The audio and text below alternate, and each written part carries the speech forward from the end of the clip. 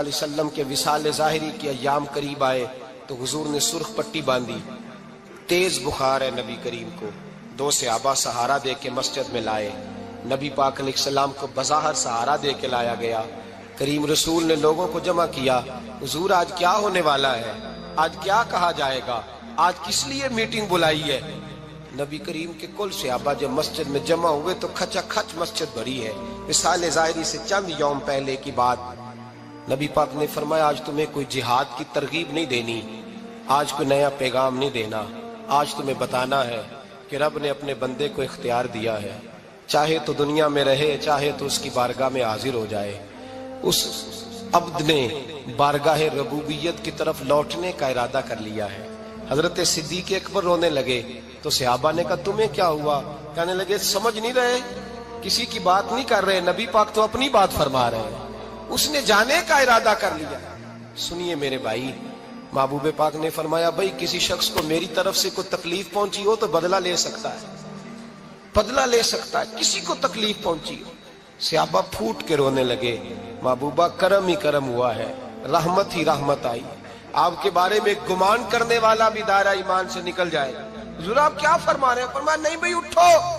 پیچھے سے جناب عکاشہ بن محصن اٹھے، ہاتھ کانپتے ہیں، آگے بڑھے، کہنے لگے یا رسول اللہ، ایک جنگ کے موقع پر آپ نے درہ مارا تھا، ننگی پیٹھ پر صفیں سیدھی کراتے، بات دل میں رہ گئی ہے، میں نے بدلہ لینا ہے۔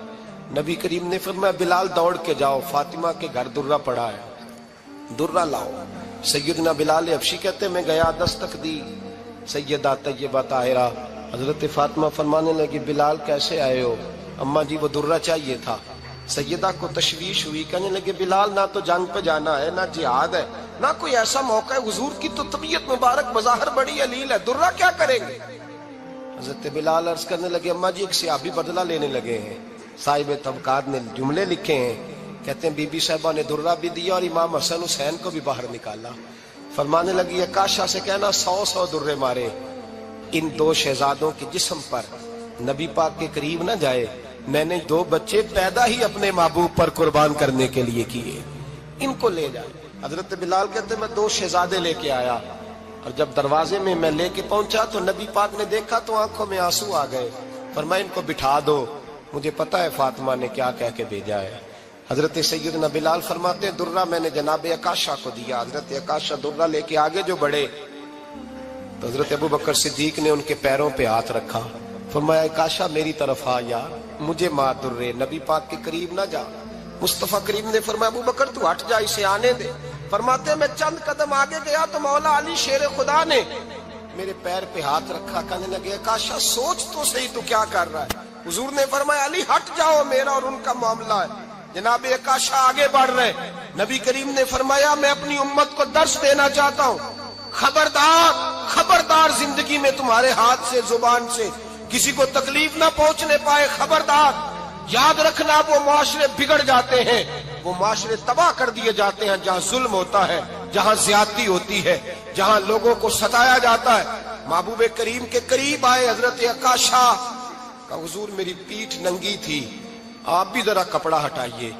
نبی کریم نے پیٹھ سے کپڑا ہٹایا، جناب عکاشہ نے درہ جو اٹھایا تو صحابہ کی چیخیں نکلی، حضرت عکاشہ نے درہ دور پھینکا، حضور کے بطن اطہر سے لپٹ گئے، چومنے لگے، کہنے لگے حضور وہ تو صفیں سیدھی کراتے لگ گیا تھا، آپ نے کہاں مارا تھا؟ یا رسول اللہ میں تو بہانہ بنا رہا تھا کہ جاتی دفعہ مجھے وجود چومنے کا موقع نصیب ہو جائے، مجھے یہ موقع نصیب ہو جائے۔ میرے حبیب نے فرمایا جس نے جنتی دیکھنا ہو میرے عکاشہ کی زیارت کر لے۔ بھائی ظلم کا دروازہ کھلا ہوا ہے اور لوگ بھول جاتے ہیں زیادتی کرتے ہوئے، وہ بہو سے ہی کیوں نہ کریں، وہ اپنے گھر کے بھول جاتے ہیں کہ شاید پوچھنے والا کوئی نہیں، شاید میزان نہیں لگے گا۔ ایران کے بادشاہ نے اپنے بیٹے کو پڑھانے کے لیے ایک استاد صاحب کا بندوبست کیا۔ استاد صاحب کو کہا کہ میرے بچے کو دین پڑھائیے، میں چاہتا ہوں کل اس نے عنان حکومت کو سنبھالنا ہے تو یہ دین سے آگاہ ہو جائے، اس کو کچھ سکھائیے پڑھائیے۔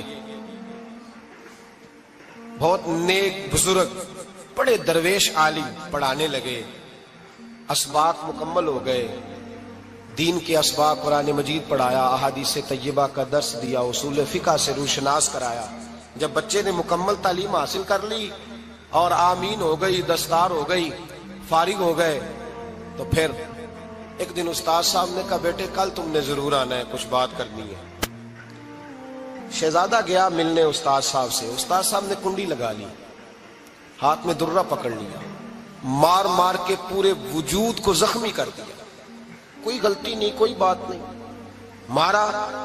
اب بچہ آیا آ کے بادشاہ سلامت سے کہا کہ ابا جی سمجھ نہیں آئی، بڑا مارا ہے استاد۔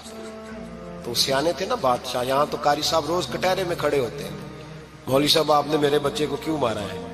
آپ 8,000 کے مولوی ہیں، میرا کئی کروڑ کا بچہ ہے، سویرے بدل لیں گے، خبردار آپ نے بچے کو ہاتھ لگایا، اپنی حیثیت میں رہے معاذ اللہ۔ جو قومیں استادوں کو کٹہروں میں کھڑا کرتی ہیں وہ ترقی نہیں کر پاتی، جو استادوں کو کٹہروں میں روز کھڑا کرتے ہیں۔ کہا ابا جی بڑا مارا ہے، تو والد بڑے سمجھدار تھے، کہنے لگے بیٹا استاد باپ ہوتا ہے، وہ زیادتی نہیں کرتا، کوئی بات ہوگی، میں تیرے استاد کو کٹہرے میں نہیں بلاؤں گا۔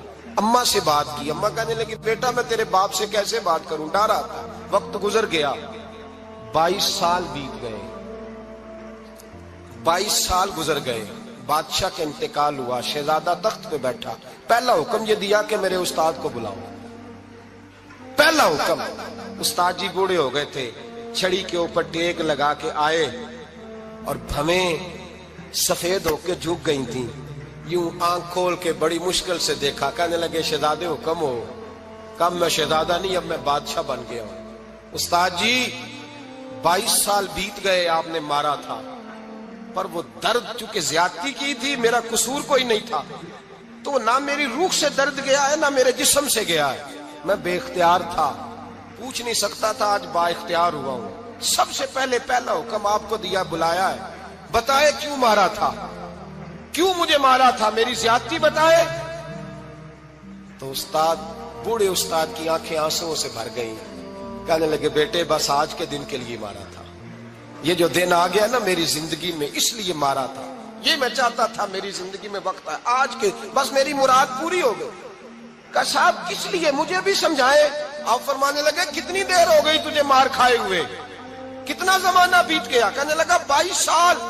فرمایا زخم بھولے تو نہیں، درد ختم تو نہیں ہوئی، تمہیں بات 1 منٹ کے لیے بھی تمہارے حافظے سے محو تو نہیں ہوئی؟ کہا استاد جی روز رات کو یاد آتی، روز خیال آتا تھا۔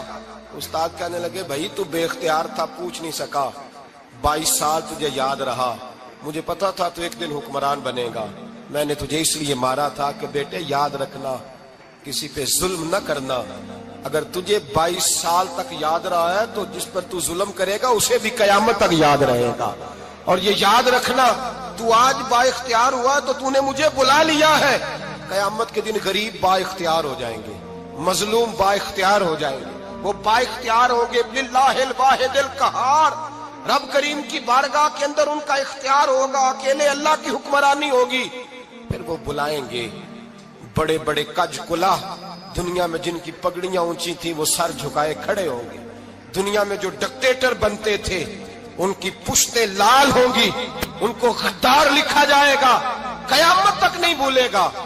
ظلم کرنا تو سوچ سمجھ کے کرنا، اتنا کرنا جتنا تم سہ سکتے ہو، اتنی زیادتی کرنا جتنی قیامت میں تم برداشت کر سکتے ہو۔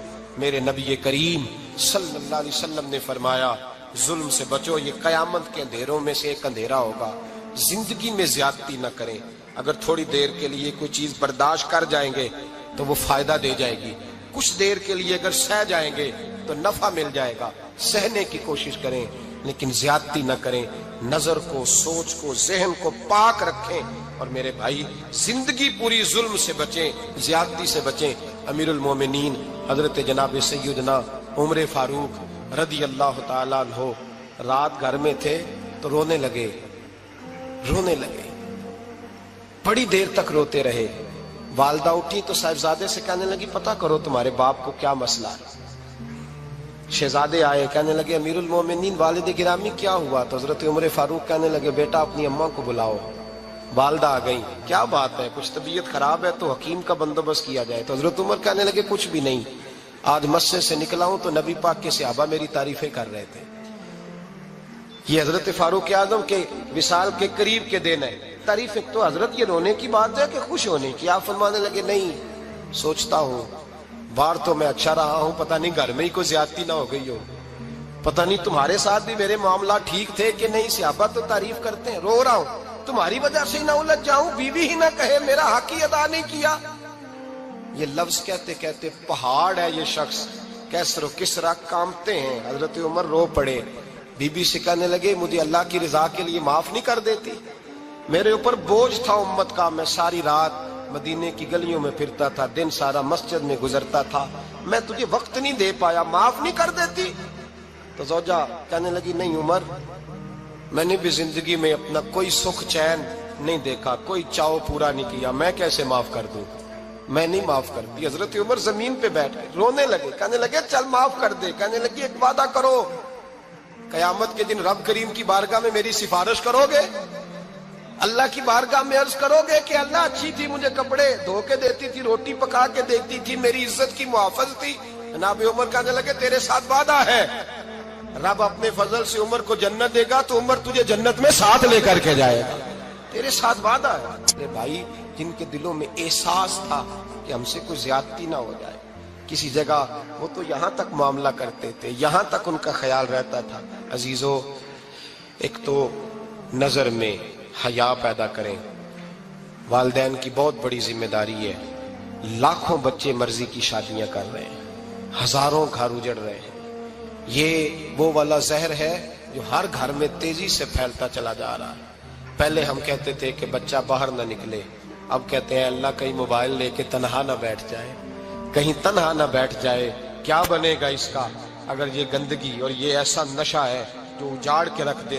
بخاری شریف میں حدیث ہے، قاضی ایاز مالکی رحمۃ اللہ علیہ نے بڑی تفصیل سے لکھی ہے، راوی حضرت انس بن مالک ہیں۔ ایک بندہ بڑی دور سے آیا نبی پاک صلی اللہ علیہ وسلم کی زیارت کے لیے، بڑی دور سے۔ عرب کے جو سردار ہوتے تھے ان کے بڑے ناز نخرے ہوتے تھے، وہ خیر آج بھی ہیں، پروٹوکول کا ماحول آج بھی، یعنی وزیر صاحب کے آگے دو چار گاڑیاں نہ ہوں تو ان کو مزہ ہی نہیں آتا، پولیس والے آگے پیچھے بھاگیں تو، حالانکہ ان کو نہیں پتا کہ جو پولیس والے آگے پیچھے بھاگ رہے ہیں نا، یہ حکومت بدلی تو گرفتار کرنے بھی انہوں نے آنا ہے، لیکن وہ بڑا مزہ آتا ہے جب لوگ گاڑی کے پیچھے بھاگتے ہیں۔ کیا بات ہے جناب، بڑی بات۔ اور ہماری طبیعتوں میں پتہ نہیں کون سی، تو نبی پاک صلی اللہ علیہ وسلم کی خدمت میں وہ شخص بڑی دور سے آیا، تو عرب کے بادشاہوں کا مزاج تھا، پروٹوکول بڑا چاہتے تھے، ان کا تو یہ طریقہ تھا کہ حکمرانی کرنی ہے جیسے بھی ہو۔ اگر کسی غلام نے دھوپ میں بندھا رہ گیا، اونٹ اور چھاؤں میں نہیں باندھا تو درے مارتے تھے، اور اگر اس نے کھول کے باندھ دیا تو پھر بھی مارتے تھے، کہتے تھے اتنا سیانا ہو گیا تو انہیں پوچھا ہی نہیں، خود بخود ہی باندھ دیا۔ وہ شخص حضور کی بارگاہ میں آیا اور بہت سارے لوگوں کے پاس کیونکہ وہ جاتا تھا اپنے سربراہ کا پیغام لے کے، تو وہ کانپ رہا ہے جب حضور کی بارگاہ میں گیا، ڈر رہا ہے۔ اب ذرا بات کو سمجھنا، نبی پاک صلی اللہ علیہ وسلم نے اس سے فرمایا کیوں ڈرتے ہو؟ سادہ آدمی ہے، دیہاتی ہے، بدو ہے۔ اللہ کے رسول نے تھپ کی دی، کیوں ڈرتے ہو؟ تو کہتے حضور مجھے آداب نہیں آتے اور مجھے ڈر آتا ہے، کوئی بات اگر ایسی ہو گئی، آپ مدینے کی حکومت کے سربراہ ہیں، تو کہیں آپ ناراض نہ ہو جائیں۔ حضرت انس بن مالک فرماتے ہیں بات کہاں کی تھی، پہنچ کہاں گئی؟ جب اس نے یہ کہا نا کہ آپ تو حکومت کے سربراہ ہیں، کہیں کوئی غلطی نہ مجھ سے ہو جائے، تو نبی پاک کی آنکھوں میں آنسو آ گئے، حضور رونے لگے، اور نبی پاک صلی اللہ علیہ وسلم فرمانے لگے نہ بھائی، تو کسی حکومت کے سربراہ کے پاس نہیں آیا، نہ تو اس بیٹے کے پاس آیا ہے جس کی ماں گوشت کے خشک ٹکڑے کھا کے بھی گزارا کر لے گی۔ میں تو ایک غریب ماں کا بیٹا ہوں۔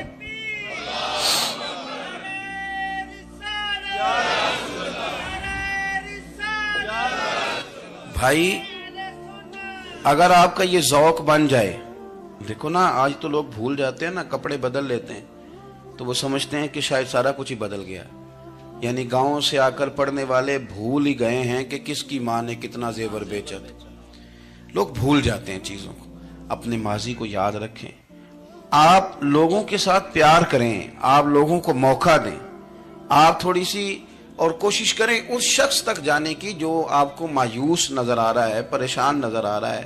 یہ ہمیں میلاد والے محبوب صلی اللہ علیہ وسلم نے درس دیا۔ ایک اور پہلو، حضور سید عالم صلی اللہ علیہ وسلم نے، ہمارے ہاں نا ابھی بھی برادری کی تقسیم ہے، ابھی بھی اور کچھ میں نے ایسے کمزور لوگ بھی دیکھے. یہ اس طرح کی حرکتیں ہارے ہوئے لوگ کرتے ہیں.